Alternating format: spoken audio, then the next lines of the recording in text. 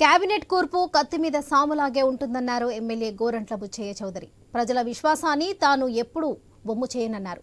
42 ఏళ్ల పాటు పార్టీలో ఉన్నానని తెలిపారు. కాబట్టి తప్పకుండా మంత్రి పదవిని ఆశిస్తానని, కానీ ఏమవుతుందో చూడాలన్నారు. చంద్రబాబు గారే నాయకుడిగా ఎన్నికయ్యారు, ముఖ్యమంత్రి కాబోతున్నారు. పవన్ కళ్యాణ్ గారు, అలాగే బీజేపీ నుంచి కూడా పురంధేశ్వరి గారు కూడా సపోర్ట్ చేశారు. అందరూ ఏకగ్రీవంగా ఎన్నికయ్యాం. రాష్ట్ర ప్రగతి కోసం, రాష్ట్రాన్ని అభివృద్ధి చేయడం కోసం, పేదరిక నిర్మూలన కోసం కార్యాచరణతో ఆయన సాధ్యమని నమ్మి ప్రజలు పట్టం కట్టారు. ఈ విశ్వాసాన్ని నిలుపుకోవడం కోసం మేము అందరం ప్రయత్నం చేస్తాం. ఆయన స్వయంగా చూస్తా ఉన్నారు. అన్ని సామాజిక కోణాలు ఆలోచన చేస్తారని ఆలోచిస్తున్నాం. ఎవరికి ఆయనే వ్యక్తిగతంగా కూర్చొని పవన్ కళ్యాణ్ గారు కూర్పు ఎలా ఉండాలనేది మాట్లాడుతూ ఉన్నారు.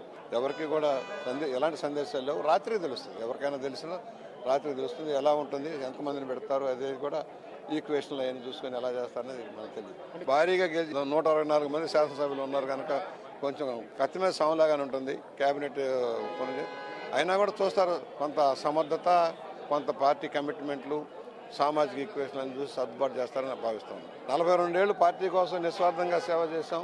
ఎలాంటి తప్పు చేయలేదు. ఒక మచ్చలేని నాయకుడిగానే ఈ రోజు వరకు ఉన్నాం. పార్టీకి అంకిత భావంతో పార్టీలు మారకుండా ఒకే సిద్ధాంతంలో వచ్చాం కనుక ఆశిస్తాం. చూద్దాం ఏమవుతుంది. రాక్షస పాలన నుంచి రాముడి పాలన ఎలా ఉంటుందో చూపించడానికి చంద్రబాబు సిద్ధమయ్యారని టీడీపీ ఎమ్మెల్యే కన్నా లక్ష్మీనారాయణ పేర్కొన్నారు. ఇకపై పాలన అంతా సుభిక్షంగా ఉంటుందని తెలిపారు. చాలా బాగా జరిగింది. రాక్షస పాలన నుండి రామ పాలన ఎలా ఉందో చూపించాలి ప్రజలకి అనేటువంటిది బాబు గారు చెప్పినటువంటి సందేశం.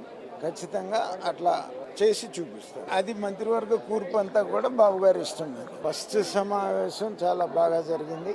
రాక్షస పాలన నుండి రామ పాలన ఎలా ఉందో చూపించాలి ప్రజలకి అనేటువంటిది బాబు గారు చెప్పినటువంటి సందేశం. ఖచ్చితంగా అట్లా చేసి చూపిస్తారు. అది మంత్రివర్గ కూర్పు అంతా కూడా బాబు గారి ఇష్టం. ఫస్ట్ సమావేశం చాలా బాగా జరిగింది.